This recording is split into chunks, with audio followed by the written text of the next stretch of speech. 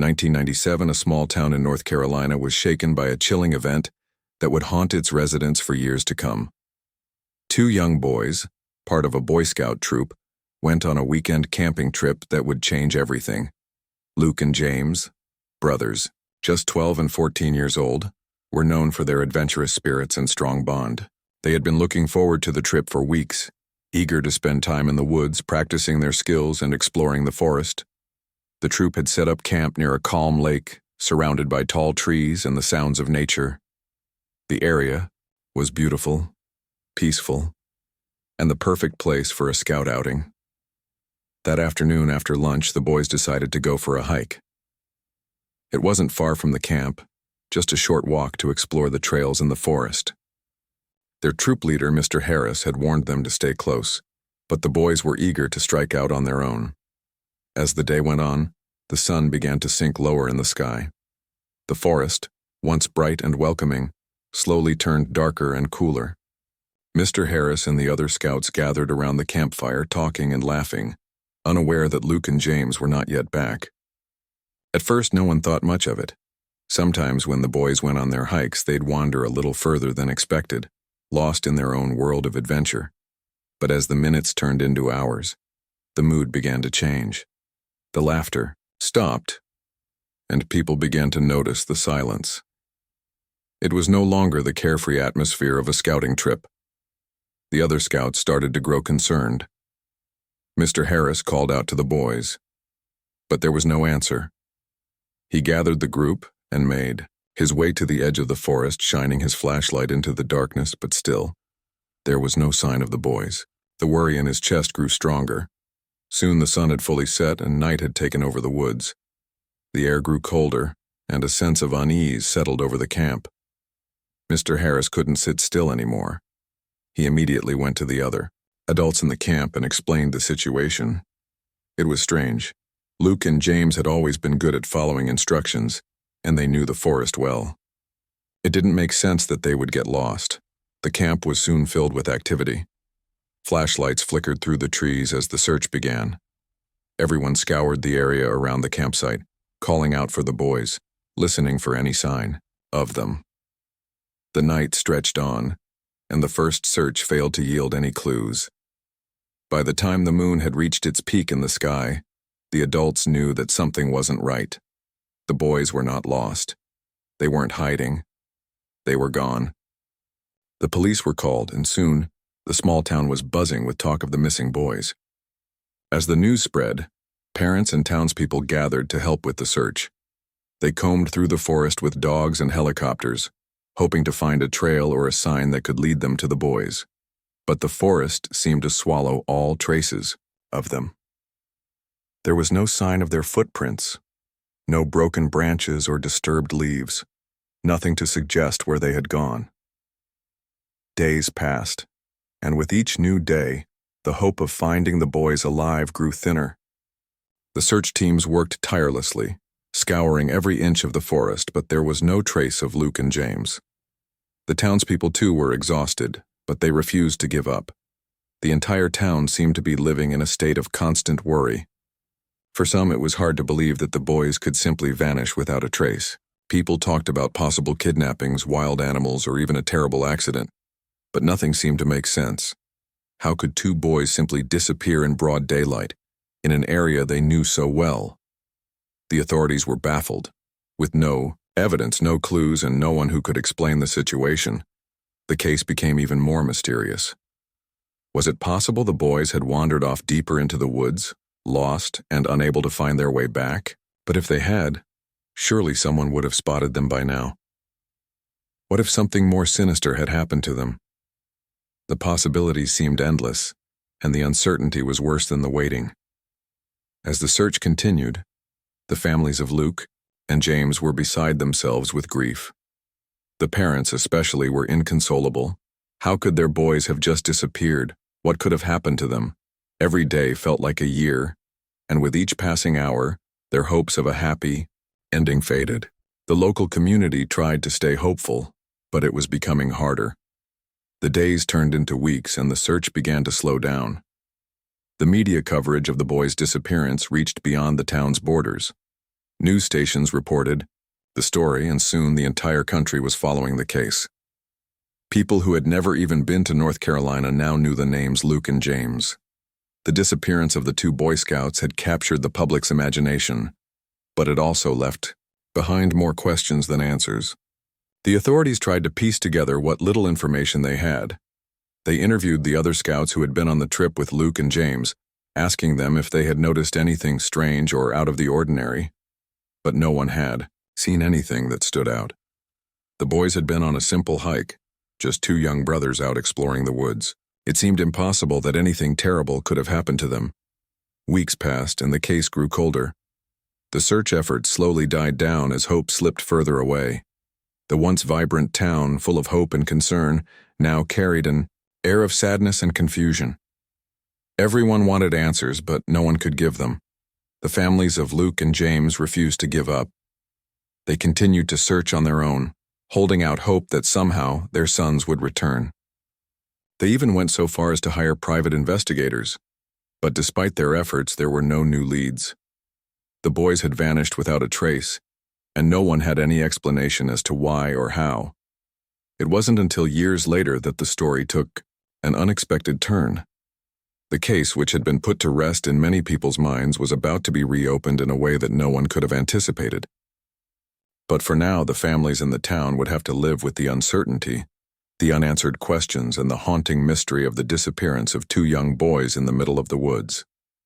The search for Luke and James was far from over, but the answers lay buried deep, waiting to be uncovered. Years passed since the day Luke and James disappeared in the woods, and the small town of Pine Ridge slowly settled into a routine again. But the question of what happened to the two boys never truly left.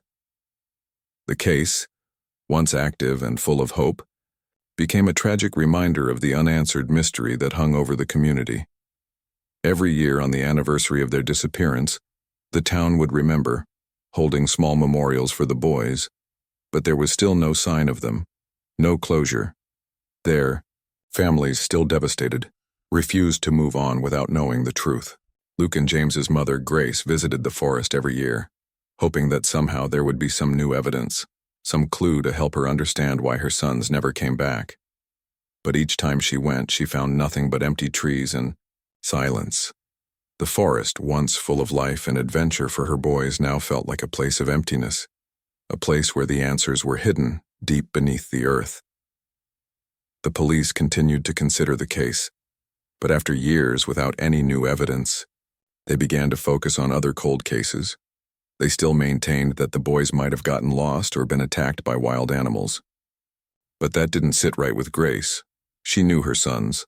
Luke was smart, and James was cautious. They would have known how to find their way back, even in the thick forest. The idea that they just wandered off and never returned felt wrong to her. There had to be something more to the story. She felt deep in her heart that her boys hadn't just vanished, they had been taken. Over the years, Grace reached out to private investigators, hoping they could uncover something that had been missed. The first few investigators were hopeful, but their efforts didn't lead anywhere. They too were baffled by the lack of evidence. As the years turned into a decade, many people, including some of the townspeople, began to accept that the boys were gone forever. But Grace never stopped searching. She couldn't. Then, in 2005, a new investigator named Sarah Collins was assigned to the case. She was young, eager, and determined to solve mysteries. She had heard about the case of Luke and James and felt a personal connection to it, having grown up in a small town much like Pine Ridge. Sarah was not content to let the case fade into the past like so many others had. She reviewed the files, talked to the witnesses, and read the old reports, but still nothing stood out. However, one thing caught her attention. There had been reports of strange sightings near the forest around the time the boys disappeared. These reports had been dismissed by previous investigators as rumors, but Sarah decided to take a closer look.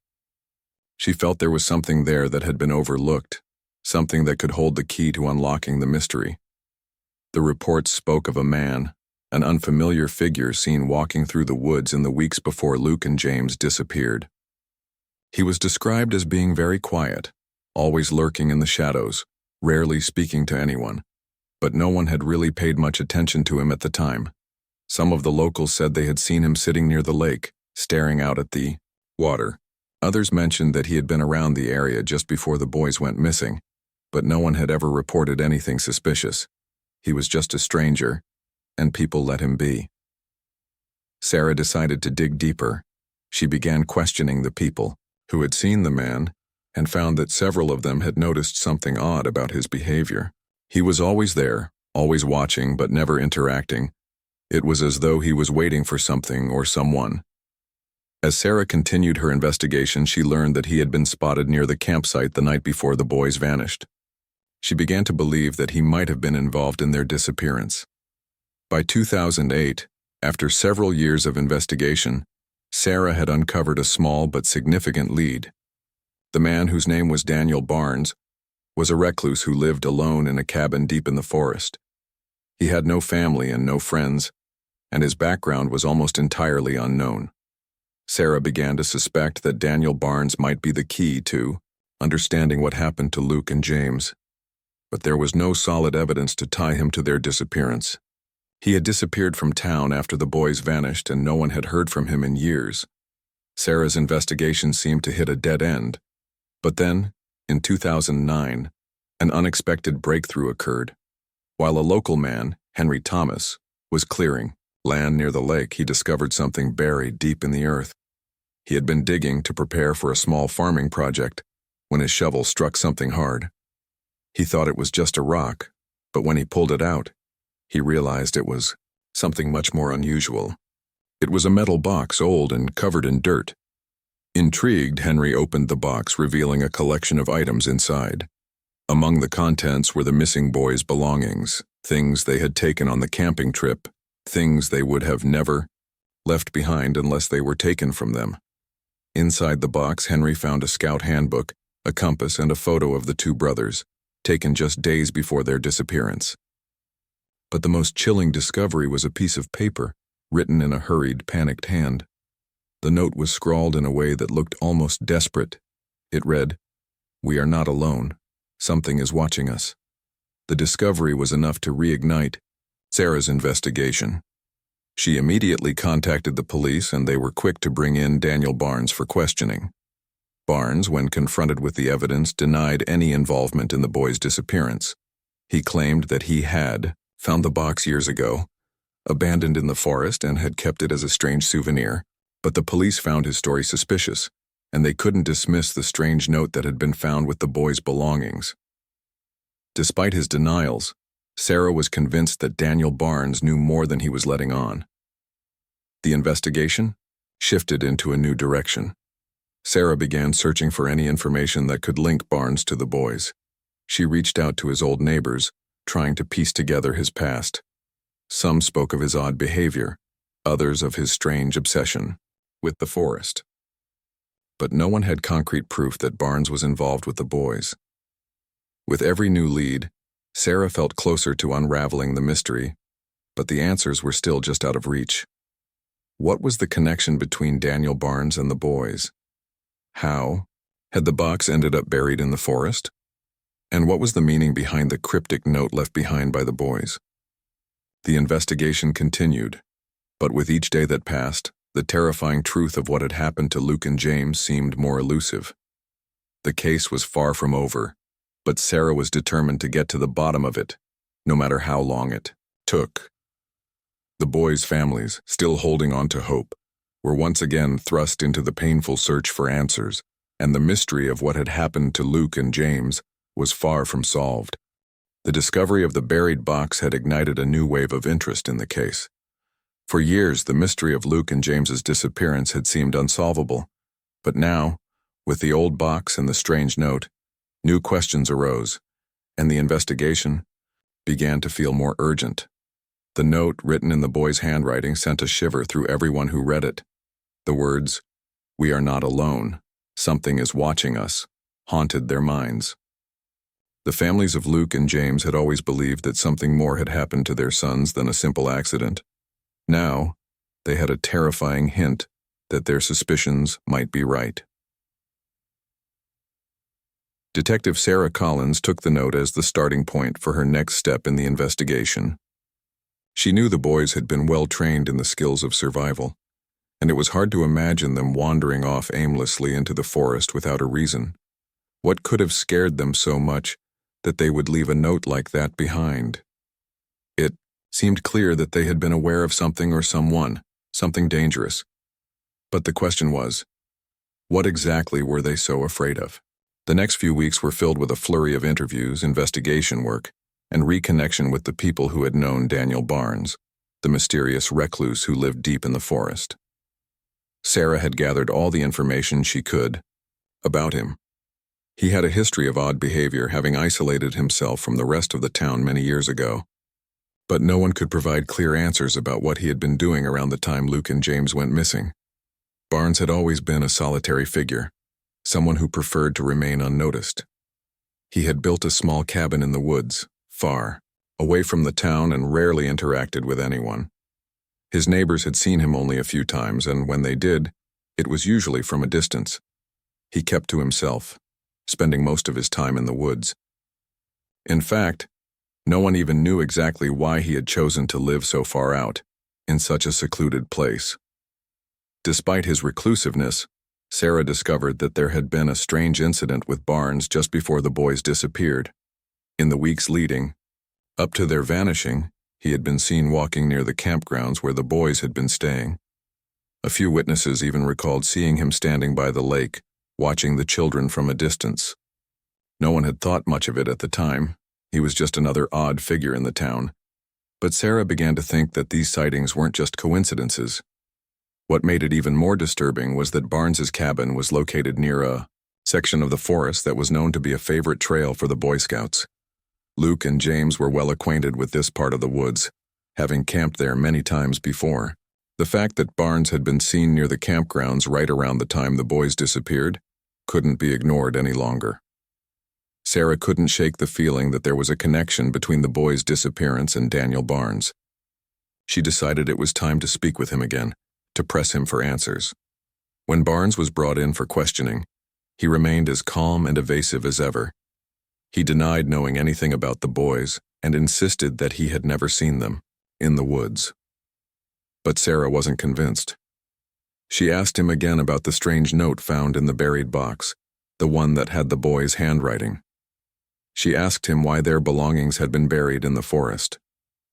But Barnes simply stared at her with cold, blank eyes, offering no explanation. After a few hours of questioning, Sarah was left frustrated. There were no admissions, no clues, only more silence. Barnes was hiding something, and it was becoming clear that he knew more than he was letting on. But what exactly did he know? And why had the boys left that haunting note behind?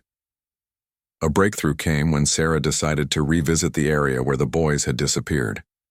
She wanted to get a clearer picture of the landscape and see if there were any signs that had been missed in previous searches. As she walked through the forest, retracing the steps the boys might have taken, she noticed something odd near the lake. It was a small, overgrown path that seemed to lead toward the hills, a part of the forest that had been avoided by the search teams earlier. The path was narrow, almost hidden, as though it had been deliberately concealed.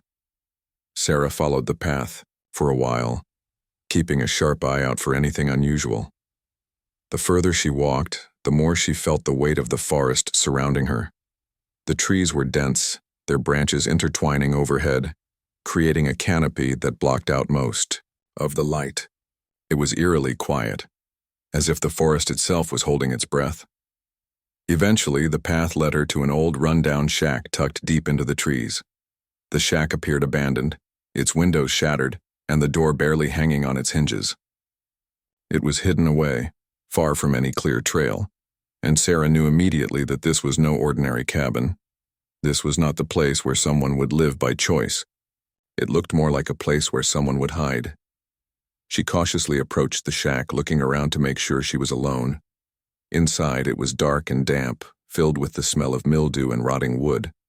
There were signs that someone had been there recently. Footprints in the dust, disturbed items, and a few empty cans scattered across the floor. But there was something else that caught her attention. On the far wall, hidden behind a pile of old crates, was a small door. It looked like it led to a basement or an underground area. Her heart raced as she carefully moved the crates aside and opened the door. As she descended the narrow staircase, she felt the air grow colder. When she reached the bottom, she was stunned by what she found. The room was small, but it was filled with a strange collection of objects: camping gear, broken tents, and, to her horror, several boxes filled with old photographs. One of the boxes was open, and as Sarah sifted through it, she found something that sent a chill down her spine. It was a photograph of Luke and James, taken just days before their disappearance. But this was different from the photos they had left behind. This was a picture of them standing together in the woods, smiling. And in the background, barely visible, was the figure of a man, Daniel Barnes. The realization hit Sarah like a wave. Barnes had been watching them, tracking their every move. He had been involved not just in their disappearance, but in something much more sinister. Sarah immediately contacted the authorities and called in backup to search the area. As they combed through the shack and the surrounding woods, they found more evidence of Barnes's strange obsession with the boys. It was becoming clearer by the minute that the truth behind Luke and James's disappearance was far darker than anyone had imagined. The discovery in the shack was just the beginning. The investigation was about to take a terrifying turn, and Sarah knew that the answers they had been searching for were just within reach. But with each new discovery, the question remained: why had Barnes done this? What had driven him to take the boys? And what had happened to them after that day in the forest? The truth was closer than ever, but it was more chilling than anyone had ever anticipated. As Sarah dug deeper into the mystery of Luke and James's disappearance, the answers she uncovered only seemed to raise more questions. The hidden shack and the photographs had confirmed that Daniel Barnes was somehow involved, but what was his role in the boys' disappearance? What had happened after they vanished, and why had he been so determined to keep them hidden? The search around the shack revealed even more unsettling clues. Officers combed through the area, finding a series of strange, makeshift markers near the ground where the boys' belongings had been buried. It seemed as though someone had been keeping track of their movements, almost as though the boys had been monitored while they were in the woods. And the strangest thing of all was that the shack, with its eerie, dark corners, showed signs of someone having lived there for an extended period of time. The walls were lined with old maps, some of which featured the area surrounding the forest. Most of the maps were marked with faded red ink, showing areas where Barnes had crossed paths with the boys, perhaps even tracking them. As Sarah examined the notes and scribbles in the shack, it was clear that Barnes had been obsessed with Luke and James. But why? The more Sarah thought about it, the more she believed that Barnes hadn't just been hiding the boys. He had been, keeping them captive. There was no evidence to suggest they had died in the woods or been lost to an animal attack. No, this was something far more sinister. Barnes had deliberately concealed their disappearance and had kept them locked away. But for what purpose? Sarah's suspicions grew when she came across a journal buried beneath a pile of old papers in the shack. It was Daniel Barnes's personal diary, its pages filled with erratic thoughts and disturbing entries. The handwriting was messy and frantic, and the words seemed to jump from one idea to the next. But after reading through it, Sarah began to piece together the events of that fateful day. Barnes had watched Luke and James in the days leading up to their disappearance. He had been fixated on them for months, studying their every move, learning their patterns. He had seen something in them, something he believed he needed to protect. But what was it?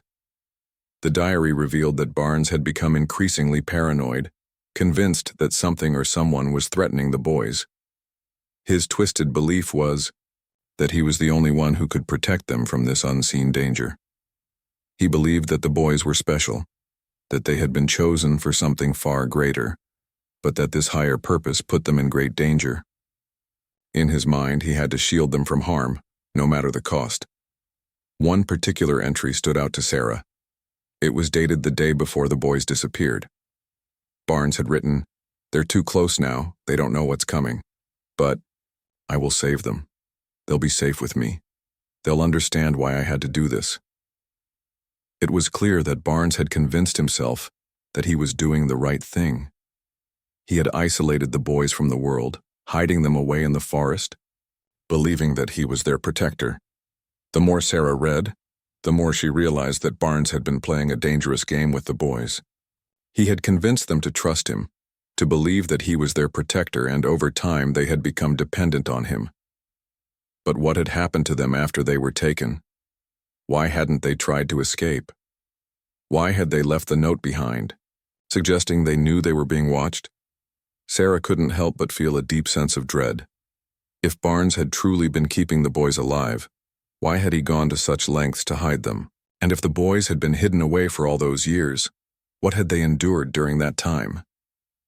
As she examined the journal further, another chilling thought crossed her mind. Could Barnes still be watching? Could he be nearby, observing everything that was happening without being seen? The fear of an unknown danger haunted Sarah, but she knew that the only way to stop the nightmare was to find out what had really happened to Luke and James. The search continued, and in the days that followed, the team uncovered more disturbing evidence. They found a hidden tunnel beneath the shack, leading deep into the forest. The tunnel was small and cramped, and it seemed as though it had been built for someone to hide in. It was dark, and the air was thick with dust, but Sarah felt a strange sense of urgency as she ventured further down the tunnel. The tunnel ended at a small clearing, where an old dilapidated structure stood. It was hidden from view, covered by vines and overgrowth, but Sarah could just make out the shape of a cabin in the distance. She felt her heart race as she approached. This was the place. It was the same spot where the boys had disappeared all those years ago. As Sarah entered the cabin, she was hit by the smell of decay. The air was thick and the furniture was old and broken. But what struck her most was the sense of stillness, the feeling that no one had been here for a long time. It felt abandoned. But there was something else, something that made Sarah's skin crawl. In the corner of the room, she noticed something odd. A large wooden chest, almost hidden behind the remnants of old furniture, was pushed against the wall. It looked out of place, as though it had been moved recently. Sarah cautiously approached the chest and opened it. What she found inside made her gasp. The chest was filled with items, some old, some new, belongings of the boys, their clothes, their personal items, and even more photographs. But it was the final item at the bottom of the chest that caused Sarah to freeze in horror. It was a small handmade book, filled with drawings and notes. As she flipped through the pages, Sarah was struck by the stark, painful drawings of Luke and James, drawings that depicted them not as happy children but as prisoners trapped in a dark place. The final page of the book had a single sentence written on it in the boy's handwriting. "We were wrong. He's not protecting us. We have to leave." It hit Sarah like a wave of cold water. The boys had known the truth. They had realized that Daniel Barnes was not their protector but their captor, and they had tried to escape, but it was too late. They had left the message behind as a desperate plea for help, a message that had been hidden for years. Sarah felt a deep sense of sorrow and anger. The boys had endured so much, trapped in a life they didn't choose, but they had never given up hope. Now the truth was finally coming to light. The investigation was no longer just about finding out what had happened to Luke and James. It was about exposing the dark reality that had been hidden in the shadows for all those years. But as Sarah stood there, holding the book in her hands, she realized that the true horror of the situation was far from over. There was still much to uncover, and the answers to the questions that lingered would not come easily. What had Barnes done to the boys in the years they were kept hidden? And what was he still capable of doing? The investigation was far from over, and Sarah knew that the truth would only reveal itself slowly, piece by piece. The discovery of the small book written by Luke and James was a pivotal moment in the investigation. The message they had left behind, a desperate plea for help, reignited the search with a renewed urgency. Sarah couldn't shake the weight of what she had uncovered. The boys had realized their mistake. They had tried to escape, but something or someone had kept them locked away. And now, after all these years, the truth was beginning to unravel. In the following days, Sarah shared the findings with the police and the families of Luke and James. The parents, devastated by the realization that their sons had suffered so much, were also relieved to know that they had not simply wandered off. For years they had been haunted by the thought that their boys had been lost, gone forever without a trace. Now they had proof that something far darker had occurred. The discovery of the chest filled with the boys' belongings and the handmade book was only the beginning. Sarah knew that they had to find more evidence, something that would lead them to the final answers. The tunnel she had found near the shack still intrigued her, and she believed it could be the key to understanding where the boys had been kept all these years. She revisited the tunnel, this time with a team of officers. The small underground passage had led to the cabin that seemed to have been abandoned for years, but the more Sarah explored, the more she began to feel like they were getting closer. The cabin was more than just a hiding place. It was clear that Barnes had been living there, isolating himself from the world. And in some twisted way, he had convinced himself that he was doing what was best for Luke and James. Sarah and the officers spent hours searching the cabin and the surrounding area. They combed through every nook and cranny, checking for any hidden compartments, any signs that Barnes had been hiding something more. And then in a small closet in the back of the cabin, Sarah found something that made her blood run cold. It was a collection of old, faded photographs, and among them, there was a picture of Daniel Barnes standing next to Luke and James. The boys were smiling in the photo, but their eyes betrayed a sense of fear.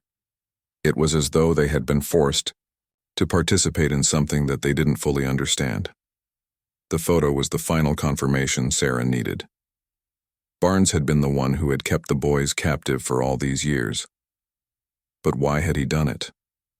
What had he wanted from them? The answer, Sarah realized, lay not just in the physical evidence, but in the mind of the man who had orchestrated everything. Daniel Barnes's obsession with the boys, his belief that he was protecting them, had led him down a dark path. He had convinced himself that he was saving them from something far worse, but in reality, he had been the one trapping them. Sarah knew that the next step in the investigation would be to confront Barnes once more. This time, she was determined to get the truth from him, to understand what had happened to the boys during the years they had been held in the cabin. Barnes had been living in isolation, but Sarah wasn't sure how much he understood about the outside world anymore. His grip on reality seemed to be slipping, and she wasn't sure if he could even remember what had driven him to this point. When Barnes was finally located and brought in for questioning, he appeared different than before. His face was gaunt, his eyes distant. It was clear that he had been living in his own world for a long time. Sarah sat down across from him, staring into his unblinking eyes. She needed answers.